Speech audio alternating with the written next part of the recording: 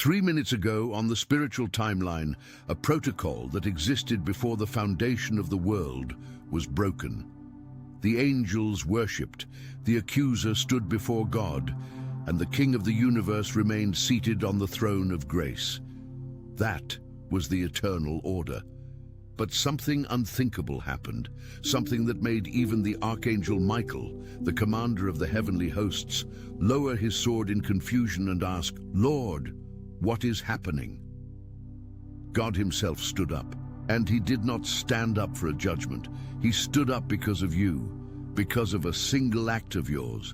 In that moment when you were on the floor after your prayer, in the face of that betrayal that seemed to have torn everything around you apart, you had every right, according to any human manual of justice, to scream, to seek revenge, to destroy with words or actions. But you chose silence. That silence was not passivity, it was not weakness. It was an active, illogical decision against all instincts of self-preservation. And it was that act of silent mercy that sent a shockwave through the dimensions, a reverberation so powerful it reached the throne room and made the king rise. You didn't just survive the test. You surprised the universe. What you feel now, that density in the air you cannot name, is not just emotion or weariness. It is the displacement of the spiritual atmosphere caused by the movement of the king. But be careful. There is immense danger in misreading this sign. The enemy wants you to read this as a sign that you are drowning, that you are a victim so fragile that God had to stand up to save you. That mindset is profoundly wrong. If he merely wanted to save you from the situation, he could do it with a whisper while perfectly seated. Omnipotence does not need to rise to act. He stands up to honor. It is a gesture of recognition, of cosmic respect. Look at Stephen in the book of Acts. He saw the heavens opened and Jesus standing at the right hand of God. In all of Scripture, Jesus is described as seated at the Father's right hand. Seated means the work is complete, the sacrifice finished, the victory won.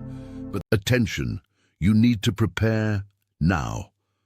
I put together an exclusive resource for those who feel set apart for something greater, but live surrounded by noise, distractions, and mental overload. This is a 30-day journey that will transform your life. A guided path to armor your mind and prepare for what's coming with daily practices of focus, boundaries, and discipline. Stop negotiating with the noise. Learn to spot distractions before they control you. And strengthen your mind. Also available in an immersive audio version. Over 10 Zuru readers have already transformed their lives through the 30-day journey. Thousands of people have already started this transformation. People like you who are tired of living in the fog. Ordinary people who decided to stop accepting mental chaos. Take advantage of this limited time offer only this month. Access your link just below in the pinned comment. There for Stephen he was standing. Why? To stop the stones? No. Stephen was still stoned to death. Jesus was standing to receive the church's first martyr, to honor that final act of faith and forgiveness. Lord, do not hold this sin against them, were Stephen's words, and the Son of God stood to his feet. That is the parallel. Your silence in the face of betrayal was your do not hold this sin against them. And the king stood up. You must be wondering how a simple silence, a withholding of words that were burning on your tongue, can have this magnitude. To understand, we need to dismantle a very common, almost universal belief about how spirituality works. Most people believe, even without clearly formulating it, in a kind of economy of exchange with the divine. I do X, and God gives me Y. I pray with a certain intensity, and I receive a proportional answer. I behave well, and blessings flow. When crisis comes, prayer becomes a cry for intervention. And then we watch the sky, waiting for a sign, a visible change in circumstances. We believe God's action will always manifest in the alteration of external facts. that he will silence the person who slandered you, miraculously restore what was stolen, make the betrayal unravel as if by magic. And when that doesn't happen, or doesn't happen in our timing, doubt arises. Did he not hear? Is my faith weak? This expectation places all the focus on the exterior result, on the theater of events, and it forgets the main stage, which is your soul. What happened to you was different. You prayed, you cried out, you poured out your anguish. And humanly speaking, nothing changed. The pain remained, the injustice stayed, the wound open. The next temptation, the one almost everyone yields to, is to take the matter into your own hands. It is to respond in kind. It is to use the weapons the world understands. Gossip to defend yourself, public exposure to humiliate the other, legal action driven by bitterness, total cutoff fueled by hatred. You felt the impulse. It came with an almost physical force. But at the last instant, something deeper spoke. It wasn't an audible voice. It was a conviction, a remembrance of a principle you've known for a long time, but which had never been tested under this extreme pressure. And you fell silent. You swallowed the scream. You let the sharp retort die on your lips. That was the moment of the true offering. The prayer was the request. The silence was the surrender. The prayer said, "I need you." The silence said, "I trust you, even if nothing changes." And it is this second part that mobilizes heaven in a completely different way. Let's name what you experienced, because understanding the mechanisms brings clarity and dispels confusion. What you felt in those days after the fact was a combination of very specific spiritual and emotional symptoms. First, a profound exhaustion that wasn't just physical. It was as if you had carried an enormous weight, and upon letting it drop, your entire body discovered the weariness of the journey. Second, a feeling of strangeness, as if the world around you had slightly changed in tone, in color. Common things, breakfast, traffic, work, seemed to be happening behind a slightly frosted glass. Third, a paradoxical internal stillness. On the outside, the storm continued. The practical consequences of the betrayal ran their course. Worries about the future knocked at the door. But inside, at your center, there was a patch of absolute, inexplicable calm. It was like the eye of the hurricane. Fourth, vivid and symbolic dreams, or waking in the middle of the night with a feeling of alertness, but not of fear. It was more like being called to witness something.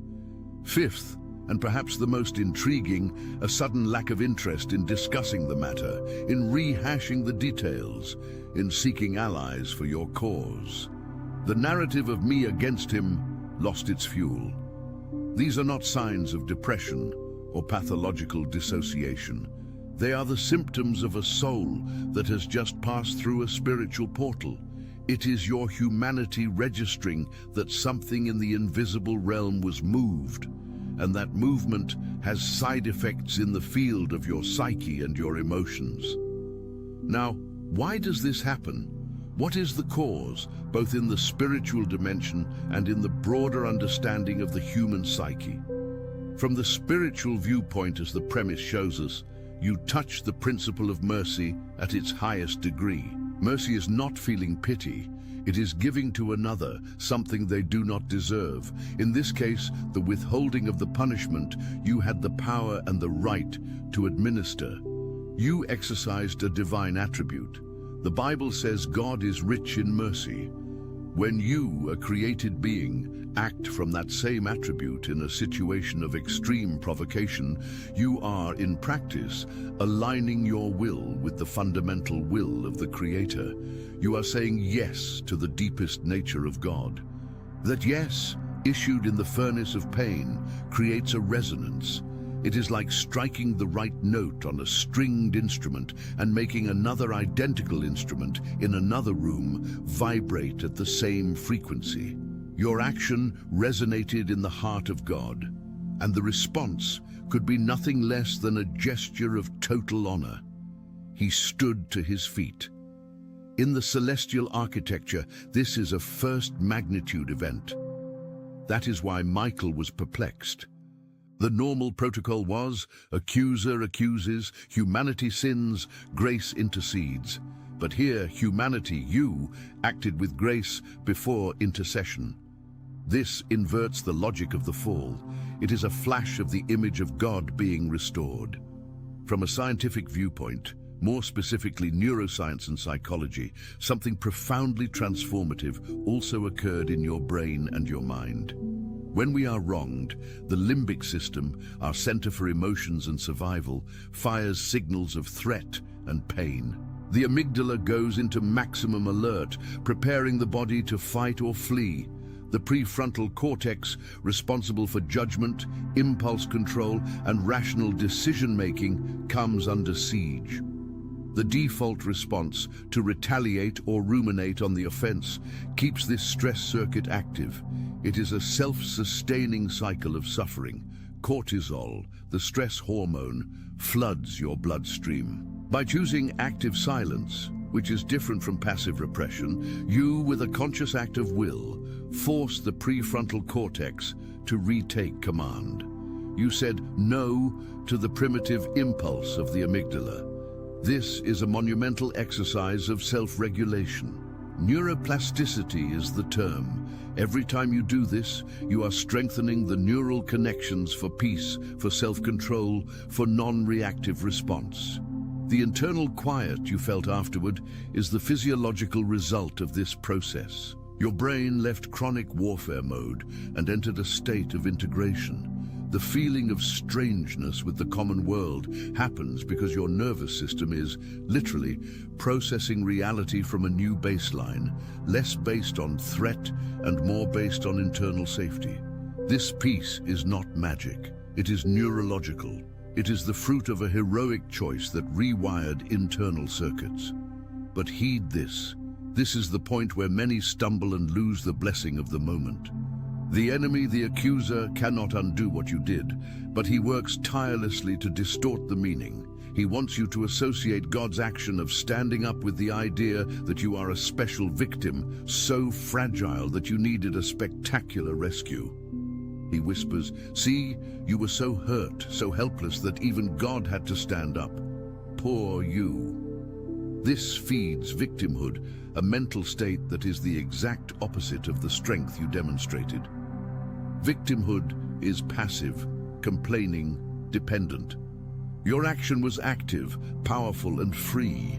God does not stand up for the pitiful. He stands up for warriors who, on the battlefield, choose to lay down the weapons of revenge. He stands up for children who, even wounded, reflect the Father's character. If you begin to interpret the density in the air, that feeling of displacement, as an invitation to retreat into a cocoon of self-pity, you will be reading God's signature with the devil's grammar. The celestial honor received will turn, in your experience, into an extra weight to carry. You will begin to expect special treatment in all areas, to think the common rules of life no longer apply to you, and you will become frustrated when you find you still have to deal with bureaucracy, with mundane misunderstandings, with gray days. The deepest spiritual manifestation does not exempt you from the human condition. It dignifies it. So what is the practical path from here? How do you navigate the days following this event, extracting from it real and lasting transformation, and not just a passing emotional experience? The solution lies in 3 conscious movements: acknowledgement, grounding, and translation. The first acknowledgement is simply to accept the truth of what happened, not as a reason for pride, but as a spiritual fact. You can offer a simple prayer within your heart. I acknowledge and give thanks for what was done. I keep my heart humble. This will anchor the experience in gratitude, not ego. The second, grounding, is to seek to understand the principle behind the act. Why does silence hold such power? Because it is the space where human justice ends and the possibility of divine justice begins. When you speak, you define the terms of the conflict. When you are silent, You open a door for God to define the terms. This does not mean being a doormat, allowing continuous abuse. There is a time to speak, with wisdom and firmness, but that first reaction, the one born of raw pain when contained, creates a sacred vacuum. It is in that vacuum that solutions you could never have imagined can arise. It might be a future reconciliation, a change of heart in the other person, or simply an unshakable peace within you that makes you immune to similar attacks in the future. Ground yourself in this principle: the power of the non-reactive response. The third movement, translation, is the most important. It is taking the principle that worked in that great crisis and applying it to the small irritations of daily life. The true test is not whether you can be a hero in a unique catastrophe. It is whether you can be faithful in the commonplace annoyances, the chaotic traffic, the bank line that doesn't move, the co-worker's thoughtless comment, the ingratitude from someone close. These are the training grounds. Every time you, faced with a micro-provocation, take a breath and choose not to react in kind, you are strengthening the spiritual muscle that was activated in the great test. You are telling the universe, I have learned the lesson. I am integrating this principle. This is how the honor received becomes character formed.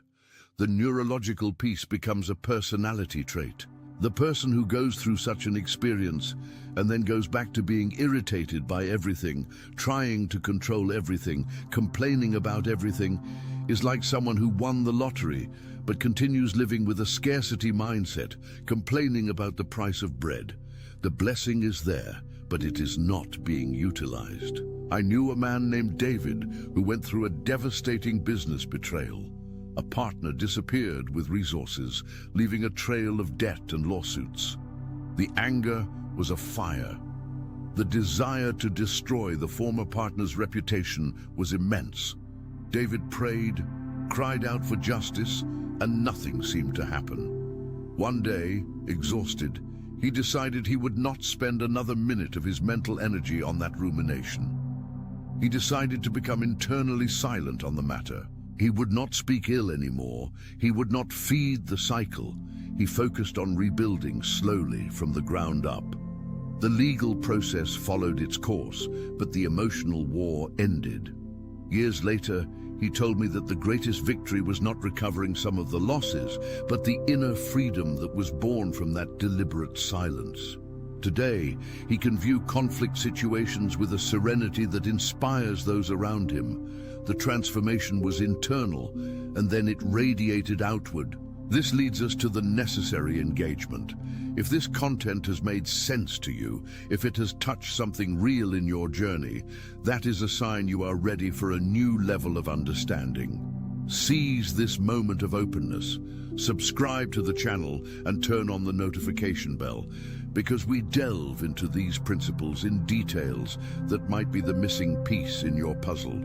Your journey is unique, but you do not have to walk it alone. The community forming here is precisely of people seeking to go beyond the surface. Leave a single word in the comments: silence. You don't need to write your story if you don't want to, but that simple act of typing the word is itself a small step of acknowledgement and courage. Let us support each other. To bring it all together, I gather the threads. You were on the floor. Your prayer seemed to hit a bronze ceiling. In your human desperation, you found a superhuman strength, the strength to be silent. That silence was not empty. It was full of a faith so dense it altered spiritual physics. It caused a shift in the throne. It was honored with the posture of respect from the King of the universe. What you gain from this is not a free pass to a life without problems. It is something infinitely more valuable, the internal proof of who you truly are. A child capable of reflecting the Father, even under extreme pressure. A human being who transcended the basic programming to retaliate. The density you feel in the air is the atmosphere of the new place where you can now dwell. Attention, you need to prepare now. I put together an exclusive resource for those who feel set apart for something greater, but live surrounded by noise, distractions, and mental overload. This is a 30-day journey that will transform your life. A guided path to armor your mind and prepare for what's coming with daily practices of focus, boundaries, and discipline. Stop negotiating with the noise. Learn to spot distractions before they control you, and strengthen your mind. Also available in an immersive audio version. Over 10 Zuzazara readers have already transformed their lives through the 30-day journey. Thousands of people have already started this transformation. People like you who are tired of living in the fog. Ordinary people who decided to stop accepting mental chaos. Take advantage of this limited time offer only this month. Access your link just below in the pinned comment.